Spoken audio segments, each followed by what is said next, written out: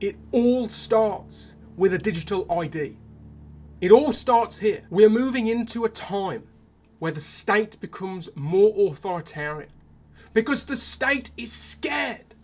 It is utterly terrified of what is to come. It knows that we're heading towards crisis after crisis after crisis, from our demographic situation to our immigration situation to our financial situation. So the state does the only thing it can: grip tighter. And the tighter it grips, the more we, the English people, the British people, will suffer. The future is a bleak one. I want you to imagine for me a future where everything you do, everything you see, everything you say, and almost everything you think is tracked, monitored, and understood. Imagine an invasive state that could so thoroughly understand everything that you do that it could create a system by which it incentivizes behaviour which backs the state and disincentivizes behaviour which does not. Now, you don't have to go very far to imagine this world, because over the other side of the world there's a place called China, and China has exactly that system. Now, the Chinese people didn't wake up one day and have this system. No, it all started with a digital ID. That is a system in which the government ascertains your identity using digital means. And so that ID can connect up to many other sources within the government. At first, they'll say it's convenient. Isn't it so convenient that everything links up to one place? That in all of our interactions with the government, it's all in one place, one hub, because the government know that your desire for convenience is a tool that can be used, manipulated and exploited for them to bring in their draconian authoritarian measures. Because like I said before, they are losing control. They're losing control. And when a state loses control, they do the only thing they can, and they grip tighter. It all starts with a digital ID. It all starts here with that one feature. It sets the foundations, the framework for a system which integrates seamlessly with your everyday life.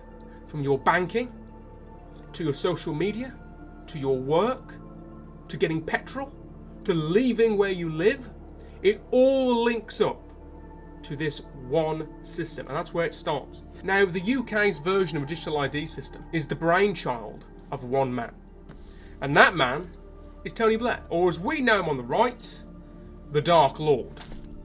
Why do we call him the Dark Lord? Because he is so persistent. He is so persistent and consistent with his evil that he will do whatever it takes to get what he wants. He has been working on this for decades. Decades and decades. The truth is, a digital ID will be more convenient. It'll be more convenient for all the ways in which we interact with government. That is just the truth. Or at least it should be if the government was actually competent. That's yet to be seen. But theoretically, it should make things a lot more convenient. But it's the thin end of the wedge. I would rather have an inefficient relationship with my government than a super efficient one which opens the door to draconian and authoritarian measures, which could absolutely control my life, the life of my family, and the life of my children and grandchildren for many years to come. I will absolutely choose baked-in inefficiency with the government every single time. Because I do not trust the government, and neither should you. Back when Tony Blair was Prime Minister, he wanted to institute a digital ID system. But the technology wasn't there, and there was mass pushback. So what does he do? He waits and waits. He builds up the Tony Blair Institute and begins to infiltrate governments all across the world. How do we know that he did this? Because he tells us. He tells us that he works in dozens and dozens of countries all across the globe. So he bides his time. He waits. He waits for the perfect opportunity of two things. The first is for the technology to catch up, which now it has thanks to China. And the second is a crisis. What kind of crisis? A migrant crisis. Because if we are able to get a migrant crisis, it makes it so much easier to justify a digital ID system. You can imagine it now. Oh, we all know exactly who's meant to be here and not by using this digital ID system. That way we can fix this crisis with the boats and these migrants. But we know that the problem was created by the government in the first place. We know the problem was created by a government that was incapable, or more likely, unwilling to act and do what was necessary. The previous government were running an open borders experiment because a failure on this scale isn't just bad luck. It isn't a global trend or taking your eye off the ball. No, this is a different order of failure. This happened by design, not accident. As always, in any government, they create the problem, followed by the solution quickly afterwards. This is textbook. It's State Control 101. Create the problem, get the solution, execute the solution to the problem the state created in the first place. Now, as I was making this video, I was doing some research, and I found something that genuinely terrified me. And that was my thinking was that all of this was now going to have to go through Parliament, and we were going to have to get new legislation, and we should fight this tooth and nail. But unfortunately, we've already lost. In June of this year, 2025, the government enacted something called the Data Use and Access Act 2025. This piece of legislation is over 233 pages long, and I'm not going to stand here and bore you with it. So let me break down some of the most important parts of this legislation. This legislation has already been passed. The groundwork is already there. It's been built over the last decade, with it now accelerating. This one piece of legislation that I'm demonstrating to you now allows the government to retain biometric data for supposed anti-terrorism purposes. It allows the sharing of online data for supposed child safety initiatives. It allows the sharing of data across your utilities to know how much gas and electricity that you're using. The government isn't moving towards a more totalitarian state where they have more understanding and control of you. We're already there. It's already happened. While we were all fighting over an online safety act that was passed the previous year under the Conservative government, the Labour government was instigating some of the most draconian and authoritarian measures in the entirety of British history. All in order to control you, to understand your data. Once they have access to your data and it's centralised, the state then have the power to combine it all together into a system that controls you. This is China. This is the future of facial recognition systems. You have to use a facial recognition system in order to get petrol for fuel for your car. We're already seeing in the UK, facial recognition systems are being rolled out across towns and cities alike. That, combined with the creation of these 5-minute neighbourhoods, these 5-minute cities, where everything is in a 5-minute walking area, it is starting to look like a state is determined to move into a more authoritarian direction. Which, as we know, with the Dark Lord, is the Dark Lord's vision.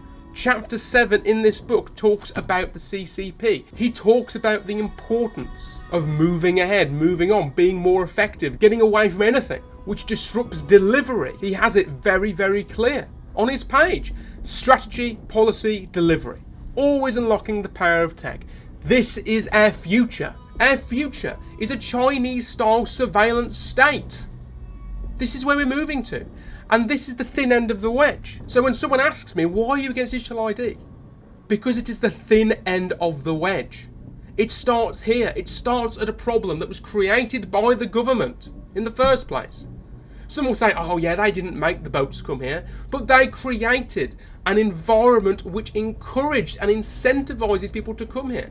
It's very easy to turn people away at sea, but the truth is the government was too weak. They were too weak to do this, which has created the system and created the problem in the first place. Create the problem, manufacture consent for the solution, implement the solution. It's textbook. It is absolutely textbook. It is State Control 101. So, I'm anti-digital ID. Because digital ID makes it easy for governments to centralise your data. Whether it's gas, electricity, social media, banking, you name it, they will know about it. And once that happens, it is an irresistible urge for governments that are terrified of losing power to institute more and more draconian systems of control and governance, just like we see with China. If we have a digital ID system, mark my words, the next step is monitoring everything you do, from what you say online, from who you speak to, who you interact with, where you go, how you get there, how much fuel you're able to buy, what food you're able to buy. It will all be controlled centrally by the government, probably in a points-based system, just like China. And the worst part of this, the legislation's already been put through in June. It's already happened. All that's happening now is the government manufacturing consent. That's what you're about to see. What you're about to see is the government is going to consistently manufacture consent for the downfall of liberty in this country and for the greater control of its people by the government, by a draconian system. And the people will want it. By the time the media has finished this media cycle, the people will want to be controlled. I guarantee it. They'll be clamouring for a digital ID system without knowing or understanding that A, the legislation's already there, and B, it was all part of the plan in the first place. A plan created by you-know-who, the Dark Lord himself. He even talks about it in his book. He talks about it again and again and again. I've always made it really clear to everyone I spoke to. I would leave this country on one condition. That is, if we had a digital ID system which connects to a points-based system. I could not live in a country like that. The totalitarian surveillance state is just too much. I do not want to be told what I can spend my money to buy. I do not want to be told who I can interact with or what to think or what to feel. That is the future. And we must fight it at every turn. They've already laid the groundwork, which means we have to be the ones to ensure that they cannot go any further with this. Tell your friends, tell your family that this is the future. And unless they make it clear that they will not stand for it, it will happen. We must have the pushback that happened in the early 2000s with Tony Blair. There is no other way. We must fight. We must fight, otherwise the future is bleak.